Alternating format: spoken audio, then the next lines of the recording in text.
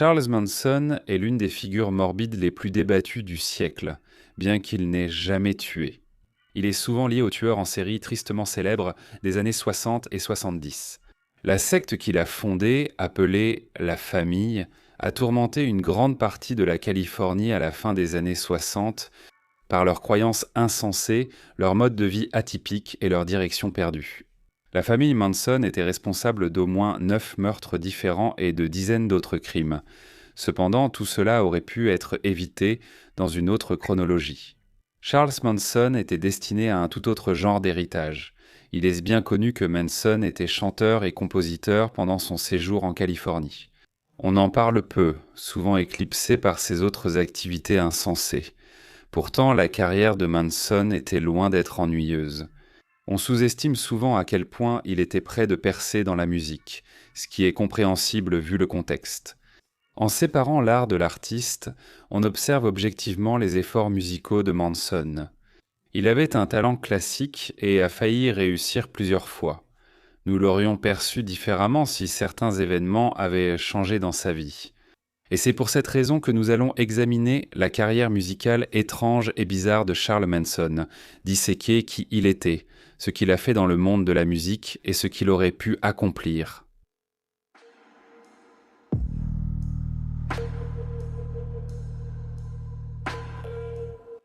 Charles Manson s'appelait à l'origine sans nom Maddox lorsqu'il est né le 13 novembre 1934. Sa mère, Kathleen, 16 ans, changera ce nom en Charles Maddox quelques semaines plus tard. Charles a eu plusieurs figures paternelles qui ont influencé son comportement et son état d'esprit. Son père biologique, le colonel Scott Anderson, était un escroc local que Charles n'a sans doute jamais rencontré. Lorsqu'il a appris la grossesse de Kathleen, il a prétexté des affaires militaires pour partir et n'est jamais revenu. Il s'est avéré plus tard que colonel était un prénom, pas une profession. Lorsque Kathleen s'en est rendue compte, elle est passée à autre chose et a épousé William Eugene Manson en août 1934, quelques mois avant la naissance de Charles. Cette relation n'a pas fonctionné parce que Kathleen buvait beaucoup et faisait souvent la fête avec son frère Luther. En 1937, William en a eu assez et a demandé le divorce. Charles a gardé son nom de famille. On ignore presque tout de cette relation, sinon qu'elle fut brève et tumultueuse. L'influence de William sur Charles reste difficile à évaluer. Mais une chose est sûre, Kathleen était de nouveau seule, et cela allait durer jusqu'à son arrestation avec son frère Luther en août 1939 pour vol à main armée. Ils ont écopé de 5 et 10 ans de prison. Et Charles était maintenant un enfant de 4 ans qui n'avait aucun lien avec son père biologique, aucune figure paternelle, et une mère alcoolique qui est maintenant en prison. Cela a eu un impact psychologique sévère sur Charles, et ses effets sont vite apparus, vu son comportement espiègle et antisocial dans ses jeunes années. Charles allait s'installer chez sa tante et son oncle, Bill et Glenna Thomas, à McMaken, en Virginie occidentale. Là-bas, il causa divers problèmes, dont une tentative de meurtre sur sa cousine Joanne, qu'il qualifiera ensuite de légitime défense. L'un des nombreux mensonges racontés par Charles dès son plus jeune âge. Sa mère a finalement été libérée sur parole en 1942, et Charles est retourné vivre avec elle. Elle continuerait à boire et à commettre de nombreux crimes qui lui causeraient tant de gros ennuis. Il était évident que cela influencerait le jeune Charles Manson, qui débuta ses propres crimes très tôt. Cela comprenait des petits vols, des actes violents et surtout l'absentéisme scolaire. Manson ne se contentait pas de sécher les cours, il fuguait aussi de chez lui d'innombrables fois. Il dormait sous des ponts dans les bois et faisait tout pour fuir sa vie familiale difficile. Ou dans son école catholique stricte, il était placé dans divers établissements et maisons de redressement sévères. C'était un cercle vicieux. Manson était placé dans une école stricte, subissait des abus, fuyait, commettait de nouveaux délits, puis changeait d'école, qui était sans doute encore plus stricte. Ce cycle allait continuer pendant quelques années, jusqu'à ce qu'il soit transféré dans une prison en octobre 1951, concluant ainsi la majeure partie de son adolescence par une fin brutale et bouleversante. Tout cela est une information assez bien connue, et ce, depuis des décennies, mais une partie est en réalité relativement récente, et provient d'un livre écrit en 2013 intitulé Manson, la vie et l'époque de Charles Manson par Jeff Gwynne. Gwynne a interrogé plusieurs personnes, dont sa cousine Joanne et des amis d'enfance de Manson, qui ont apporté de nouveaux éclairages sur son enfance. Malheureusement, Beaucoup de ses entretiens et témoignages négligeant son parcours musical, et il est difficile de dire s'il en avait vraiment un. Nous savons quand il a appris à jouer de la guitare, une histoire que nous allons bientôt aborder, et nous savons que les Beatles ont sans doute été sa plus grande influence musicale, mais nous ne savons pas qui l'a influencé avant cela. Il est tout à fait possible que Manson ait simplement découvert la musique sur le tard, et qu'il ait trouvé sa passion pour elle plus tard dans sa vie, ce qui est étrange. Mais compte tenu de son enfance chaotique, ce n'est finalement pas si surprenant. Quoi qu'il en soit, Manson allait découvrir la musique d'une manière ou d'une autre. Il traversait une période étrange de sa vie, un jeune homme au passé difficile qui allait passer la prochaine décennie à entrer et sortir de prison. Curieusement, c'est en prison qu'il perfectionna vraiment ses talents musicaux.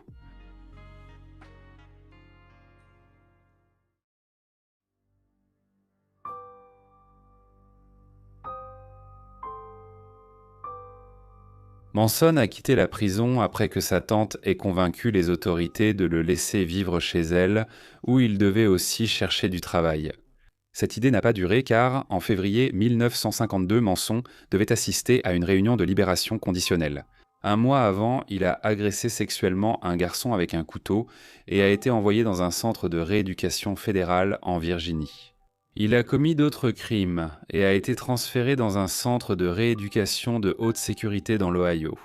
Il a été étonnamment libéré pour bonne conduite à l'été 1954 et 6 mois plus tard, il a épousé une jeune femme nommée Rosalie Willis avec qui il a eu un enfant en 1956. Manson ne sera pas présent à la naissance de son fils, car quelques mois plus tôt, Rosalie et Charles avaient volé une voiture et conduit de l'Ohio à Los Angeles. Après avoir manqué une autre réunion de libération conditionnelle pour un autre vol de voiture, Manson a été condamné à 3 ans à Terminal Island, en Californie. Ça fait beaucoup de va-et-vient. Charles passait de prison en prison, d'État en État, poursuivant sans cesse ses activités criminelles. Il n'y avait aucune fin en vue à tous ces crimes déchaînés, mais il y a eu une chose très importante qui s'est produite au milieu de toute cette folie. Charles Manson était maintenant en Californie. Sa mère, sa femme et son fils vivaient aussi ensemble à Los Angeles. Manson avait désormais une raison de rester. Rosalie s'installa plus tard avec un autre homme, ce qui poussa Manson à tenter de s'évader de prison. Il a échoué et copé de 5 ans de probation, puis Rosalie a divorcé en 1958. La folie a continué. En 1959, il a écopé de 10 ans avec sursis pour tentative de falsification de chèques. À la fin de cette année-là, il a épousé Leona Candy Stevens, qui l'a en fait aidé à obtenir cette peine avec sursis en plaidant auprès de la commission de libération conditionnelle. Stevens était complètement éprise de Manson, à tel point que, 1 an plus tard, en 1960, Manson l'a emmenée, elle et une autre femme, au Nouveau-Mexique, où il est essentiellement devenu proxénète et a tenté de vendre ses femmes dans la rue. Ce n'était pas une source de revenus très viable, et après que Manson ait été interrogé à ce sujet par la police, il a tenté de disparaître soupçonnant que l'enquête était en cours, ce qui était effectivement le cas. Il a encore été arrêté et a dû purger une peine de 10 ans avec sursis. J'ai déjà dit que Manson avait perfectionné sa musique en prison. Nous venons d'évoquer 10 ans de folie criminelle sans jamais parler de musique, car il n'y en avait tout simplement pas. Manson n'avait pas vraiment montré d'intérêt pour la musique à cette époque, du moins si c'était le cas. Il n'y a pas beaucoup de documentation à ce sujet, et il n'y a certainement pas de musique à en montrer. Mais cette peine de 10 ans était différente. Manson allait enfin prendre une guitare avec l'un des professeurs les plus étranges imaginables.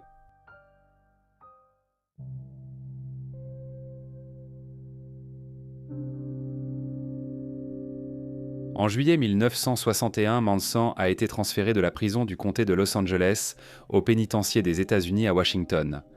Là-bas, il a rencontré un allié inattendu, crucial pour les ambitions musicales de Manson. Alvin Creepy Karpis, né en 1907, était un gangster de la Grande Dépression. Dans les années 1930, il dirigeait le redoutable gang Barker Karpis, un groupe qu'il a cofondé avec Fred Barker. Ce groupe d'environ 25 personnes a commis de nombreux crimes, dont enlèvement, cambriolage et meurtre, au début des années 1930. Le FBI était si déterminé à arrêter ce gang que Karpis devint l'ennemi public numéro 1. Il fait partie des 4 seuls criminels américains à avoir reçu ce titre et reste le seul capturé vivant, arrêté personnellement par J. Edgar Hoover, directeur du FBI. Condamné à perpétuité, il a passé 26 ans à Alcatraz, soit la plus longue peine de l'histoire de cette prison tristement célèbre. Après Alcatraz, Karpis a été transféré à la prison de McNeil Island en avril 1962, où il a rencontré un jeune homme étrange nommé Charles Manson. Karpis, touché par le passé difficile de Charles, lui a appris la guitare et l'a mentionné dans son autobiographie de 1980. Ce gamin vient me voir pour demander des cours de musique. Il veut apprendre la guitare et devenir une star de la musique. Charlie est si paresseux et sans ambition que je doute qu'il prenne le temps d'apprendre. Charlie avait toujours vécu dans des institutions, orphelinat, maison de correction, puis prison fédérale. Sa mère prostituée n'a jamais pris soin de lui. Je décide d'agir pour lui et il apprend vite, à ma surprise. Il a une voix agréable et une personnalité plaisante, avec une douceur et une timidité rares. Pour un détenu, il reste toujours calme et évite les disputes. Il est surprenant que Manson ait appris la guitare grâce à l'un des criminels les plus dangereux de l'histoire américaine. Surtout vu ce que Manson allait devenir. Peu importe qui lui a appris, le résultat restait le même. Charles Manson a commencé la guitare tardivement. Heureusement, il apprenait vite et était un chanteur talentueux, ce qui lui permettait de créer sa musique. Il avait aussi le charisme et la confiance. Il a dit à Karpis qu'il serait plus célèbre que les Beatles, ce qui peut paraître délirant vu sa situation désespérée. En fait, il semblait qu'il avait un peu d'espoir et qu'il allait peut-être poursuivre quelque chose de plus grand et de meilleur qu'une vie de crime. Bien sûr, nous savons que cela ne s'est pas produit. Il a finalement été renvoyé à Terminal Island en 1966 et pendant sa peine, Leona Stevens a divorcé de Charles. Il est possible qu'il se sentait institutionnalisé après avoir passé plus de la moitié de sa vie en prison à seulement 32 ans. Il a en fait demandé à rester en prison, mais cette demande a été refusée, et en 1967 Manson a été libéré. Il est resté hors de prison environ 2 ans cette fois, mais pas parce qu'il était innocent. En réalité, les crimes qu'il a commis ces 2 années furent les pires de sa vie. Et il a créé un groupe qu'il a utilisé comme instrument pour ses crimes, un groupe connu sous le nom de Famille Manson.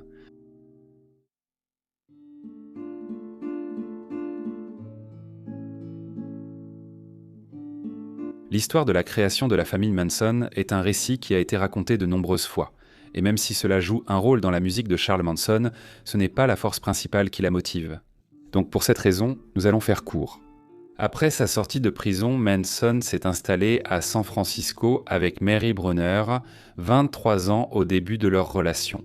Manson tentait de persuader Brunner d'accueillir plusieurs femmes dans leur appartement, une idée que Brunner n'aimait pas au départ. Finalement, grâce à la manipulation de Manson, il l'a convaincu. Rapidement, le couple vivait dans un petit appartement avec 18 autres femmes. Ce groupe se mettrait à vénérer Charles et à suivre ses paroles. Ils étaient les premiers de sa prétendue famille et Manson a exploité à son profit le phénomène de l'été de l'amour. L'été de l'amour vit environ 100 000 personnes s'installer dans un quartier de San Francisco, faisant de ce lieu un centre majeur de la sous-culture hippie des années 1960. Manson s'en servit pour s'imposer comme gourou dans la région et quelques disciples absorbèrent littéralement ses paroles. Manson et ses nouveaux adeptes quittèrent San Francisco, errant dans l'État de Washington, le Mexique et le sud-ouest des États-Unis. Durant cette période, Manson eut un fils avec Mary Brunner en avril 1968. Quelques mois plus tard, le groupe revient à Los Angeles et trouve enfin un foyer stable, loué par Dennis Wilson, batteur des célèbres Beach Boys. Au printemps 1968, Wilson a pris 2 autostoppeuses en conduisant à Malibu.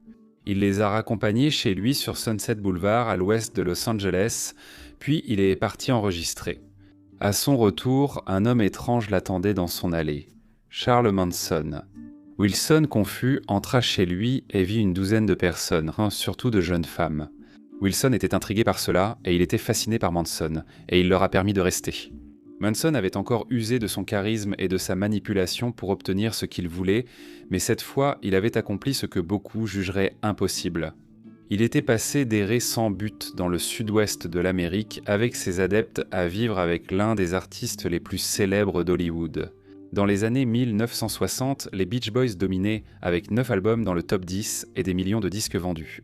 En 1968, lorsque Wilson a rencontré Manson, leur succès avait un peu diminué, mais il restait un nom connu de tous et une force avec laquelle il fallait compter. L'amitié inattendue entre Manson et Wilson aurait pu lui offrir les mêmes avantages. Pourtant, il est devenu célèbre pour une toute autre raison.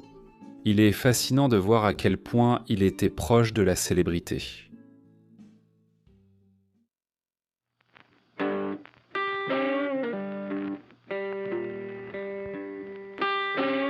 Charles Manson et Dennis Wilson sont vite devenus amis. Charles, admirateur des Beach Boys, admirait Dennis et ses succès, désirant sans doute les mêmes. Dennis aimait le mode de vie de Manson.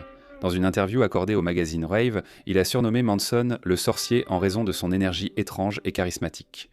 Il buvait, prenait de la drogue et parlait, tandis que les adeptes de Manson servaient essentiellement.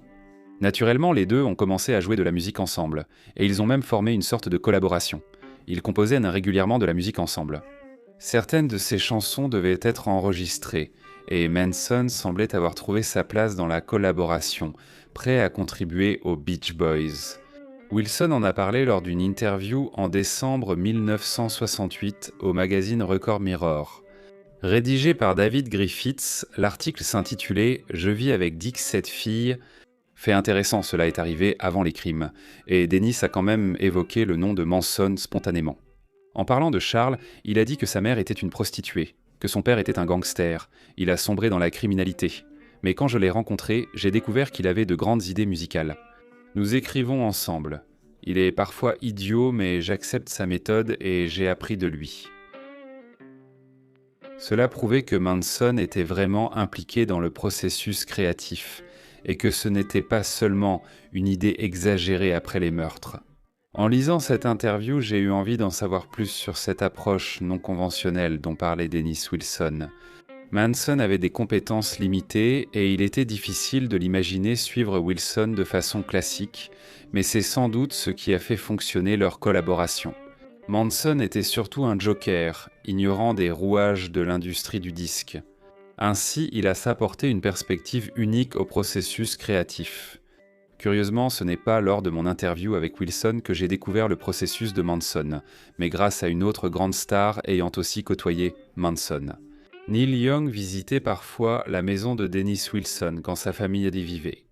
Durant cette période, il a eu des rencontres intéressantes avec Charles.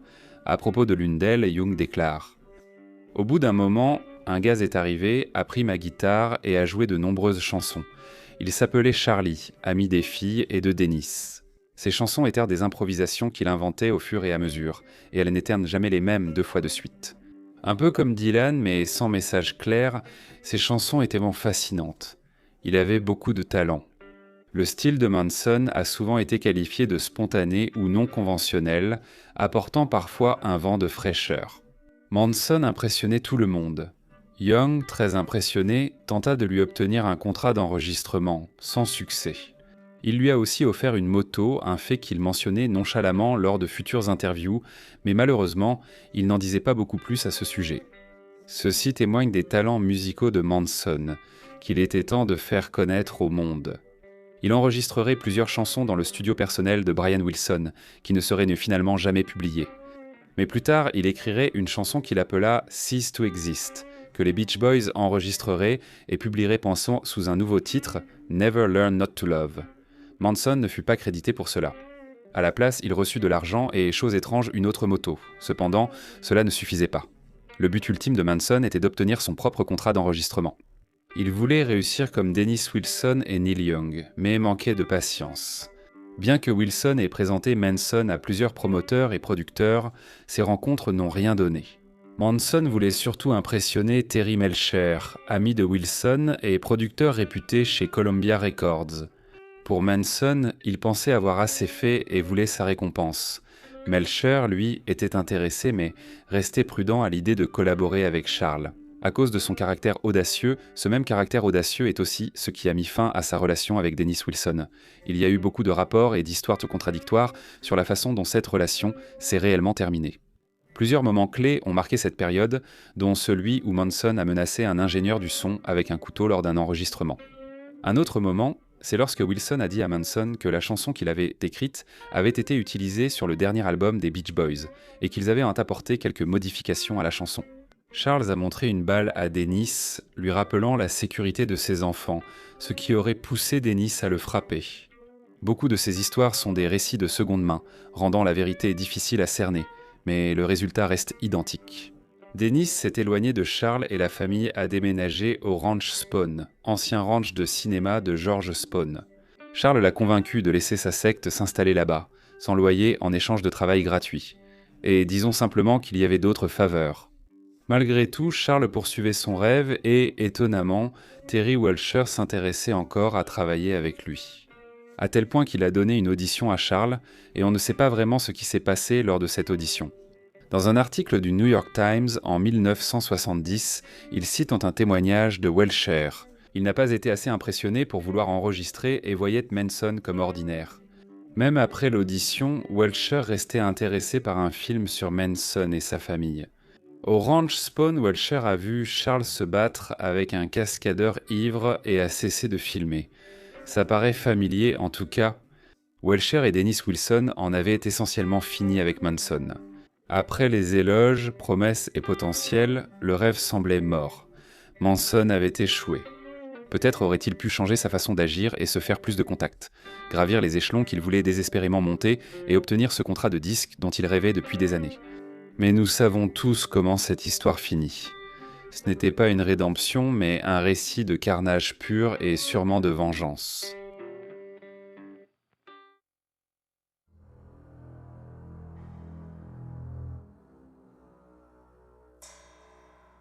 Quand Terry Melcher s'intéressait encore à travailler avec Manson, il l'a rencontré chez lui, au 150 Celio Drive. Et ce serait la maison du crime le plus brutal jamais commis par la famille Manson. Cela va sans dire. Mais la famille Manson n'était pas un groupe de hippies insouciants et joyeux. Dévoués à Manson, qu'ils vénéraient comme un dieu, ils exécutaient tous ses ordres, ce qui a mené à leur perte. Manson a dit à ses adeptes d'aller à cette adresse et de tuer toute personne qui s'y trouvait. 4 adeptes, Tex Watson, Susan Atkins, Linda Kasabian et Patricia Krenwinkel, sont allés à cette adresse. Et ils ont tué un homme nommé Stephen Parent, qui quittait la maison. Ils sont ensuite entrés dans les lieux et ont tué toutes les personnes à l'intérieur. Les victimes étaient Jay Sebring, Wojciech Frykowski, Abigail Folger et l'actrice Sharon Tate, alors enceinte de 8 mois. Terry Welcher n'était pas là. En fait, il avait déménagé plusieurs mois auparavant. Et bien que beaucoup de gens aient supposé que tuer Welcher était le but principal de cette attaque, ce n'était probablement pas le cas. Tex Watson et Mark Lindsay, anciens colocataires de Terry, ont affirmé que Manson savait que Welcher n'y vivait plus et utilisait simplement cette adresse familière pour sa famille. C'était probablement aussi un avertissement pour Terry Melcher. Susan Watkins, l'une des tueuses, a dit que l'acte visait à lui inspirer la peur. Terry nous avait promis certaines choses, mais il ne les a jamais tenues. Manson avait peut-être une motivation secrète. Effrayer Melcher pour qu'il cède à la peur et propose un contrat d'enregistrement à Charles. Peut-être que Manson gardait encore un peu d'espoir en lui, que les choses s'arrangeraient et qu'il réussirait, peu importe à quel point sa route vers le succès était peu conventionnelle. Mais cela ne s'est pas produit et la famille Manson a poursuivi ses meurtres après ceux de Tate. Apparemment, Manson était mécontent que les 4 meurtriers aient autant paniqué en tuant leurs victimes. Le lendemain, il a emmené les 4 meurtriers et 2 membres de la famille en voiture pour leur montrer la méthode. Cette nuit-là, la famille a tué Lino et Rosemary LaBianca, portant le nombre de victimes à 7, plus un bébé à naître. En 24 heures, étonnamment, la famille Manson ne sera arrêtée que des mois plus tard. À un moment, il semblait même qu'ils allaient s'en sortir. À la fin août, 3 semaines après ces meurtres, le Los Angeles Police Department a déclaré que toutes leurs pistes étaient infructueuses. Ils ont aussi exclu tout lien entre les homicides Tate et LaBianca, formant des équipes séparées plotées pour chaque affaire. Si la famille Manson s'était simplement faite discrète pendant quelques mois ou avait même quitté la Californie, il est tout à fait possible qu'ils auraient échappé à la justice pour ces crimes, du moins pendant quelques années. Mais ils ont continué à opérer depuis le Ranch Spawn et à commettre des crimes comme le vol de voitures, des agressions et un autre meurtre. Donald Shea, le cascadeur déjà évoqué, fut 7 fois la victime, après s'être battu avec Manson. Il vivait au ranch avec la famille car il travaillait comme garçon de ranch pour George Spawn à l'époque. Ils ont vécu assez paisiblement ensemble pendant quelques semaines, mais finalement les tensions ont commencé à monter. Et Shea a été tué le 26 août 1969, lorsque Manson a cru qu'il avait informé la police des meurtres de Tate. Cela n'est jamais arrivé et était sans doute un prétexte, car Manson avait d'autres raisons de ne pas aimer Shea. Il s'en est servi pour convaincre la famille de le tuer. Même s'il n'était pas encore soupçonné pour les meurtres de Tatla Bianca, Manson restait extrêmement paranoïaque, ce qui causerait sa chute. Quand les enquêteurs ont pu relier des crimes similaires dans la région à la famille Manson, même si cela a pris du temps. Arrêtée le 1er décembre 1969, la famille a vu ses empreintes relevées, les armes des meurtres retrouvées et des aveux obtenus. Quand on regarde toutes les preuves qu'ils ont finalement trouvées, il est en fait surprenant qu'il ait fallu autant de temps pour poursuivre la famille. Ils n'avaient pas ces preuves au début. La situation n'est devenue claire qu'après les arrestations. À l'été 1971, le procès débuta et un témoin clé de l'accusation permit d'emprisonner les meurtriers et Charles Manson. Linda Kasabian était présente la nuit des meurtres, mais elle s'est contentée de faire le guet sans tuer personne. En fait, elle avait beaucoup de doutes sur son rôle au sein de la famille et, pour des raisons évidentes, elle était terrifiée par Charles Manson à tel point qu'elle a fui le ranch Spone 2 jours après les meurtres. Elle s'est rendue aux autorités, la famille arrêtée, et elle a accepté de témoigner contre eux. Ce témoignage, qui a duré 18 jours, est souvent cité comme raison majeure de la condamnation de la famille Manson. Le 25 janvier 1971, chaque accusé a été reconnu coupable par un jury composé de leurs pairs. Et enfin, c'était terminé. La famille, et Manson en particulier, était devenu tristement célèbre aux yeux du public au cours de l'année écoulée. Charles voulait être un musicien aimé, respecté et vénéré. Au lieu de cela, il était devenu le méchant du pays, incarnation du mal et homme entré dans l'histoire pour de mauvaises raisons.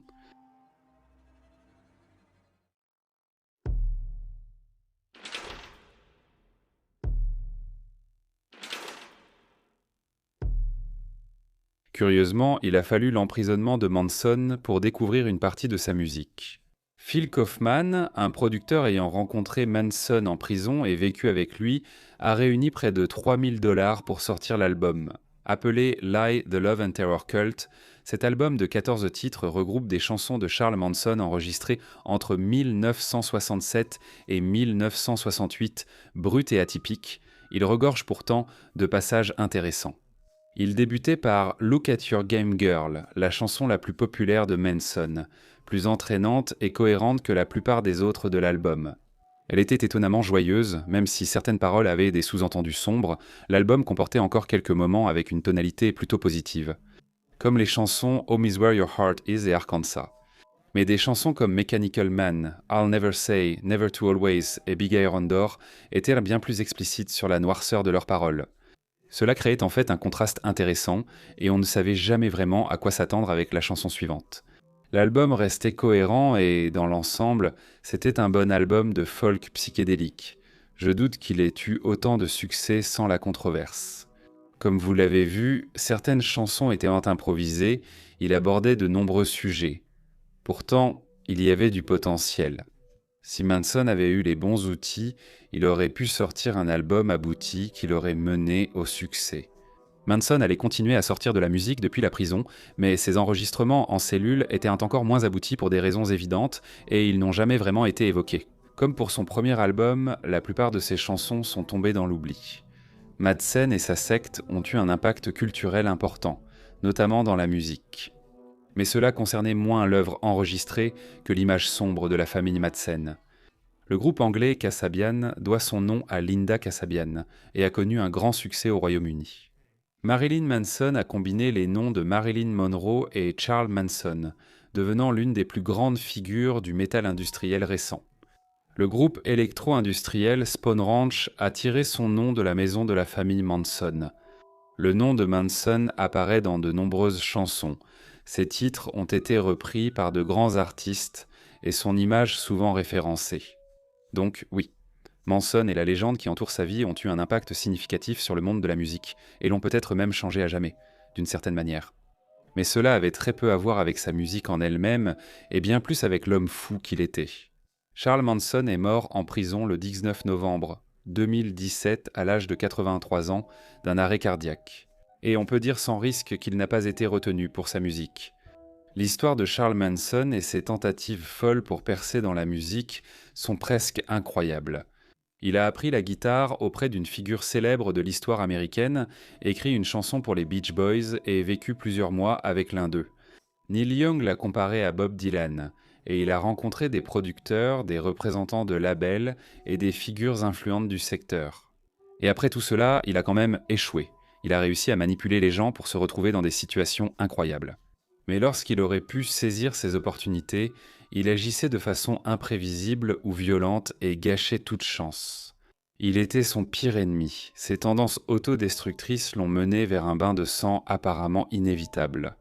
Beaucoup de gens citent l'enfance de Manson comme raison de ses tendances violentes, mais en ce qui concerne ses efforts musicaux, il n'y avait personne à blâmer pour son échec, sauf lui-même. Ce n'était pas la faute de Dennis Wilson, ce n'était pas la faute de Terry Welcher, et ce n'était pas la faute de sa mère. Charles Manson s'est lui-même empêché de réussir dans la musique.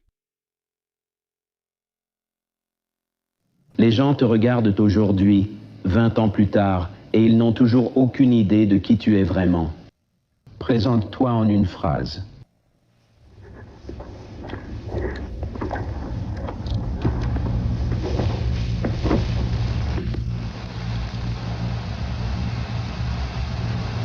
Je ne suis personne.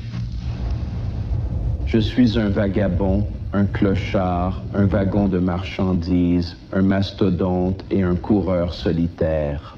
Si tu t'approches trop de moi,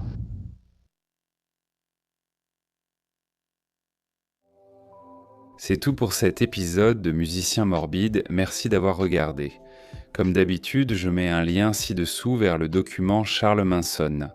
Vous y trouverez des sources, articles, livres et tout ce que j'utilise pour cette vidéo. Je laisserai aussi un lien vers ma playlist Charles Manson où vous trouverez la musique que j'écoute et liée à cette histoire. Vous pouvez me suivre sur Twitter ou Instagram, les deux sous le nom d'Actiberg321, ainsi que sur ma deuxième chaîne qui est TheBurk321. Ce sont les endroits où je serai quand je ne suis pas ici. Évidemment, il faut beaucoup plus de temps pour réaliser ce genre de vidéos, donc je ne serai pas aussi actif sur cette chaîne. Encore une fois, un grand merci à Ridge Wallets d'avoir sponsorisé cette vidéo. Je l'apprécie vraiment et je vous retrouve dans le prochain épisode de Musicien morbide.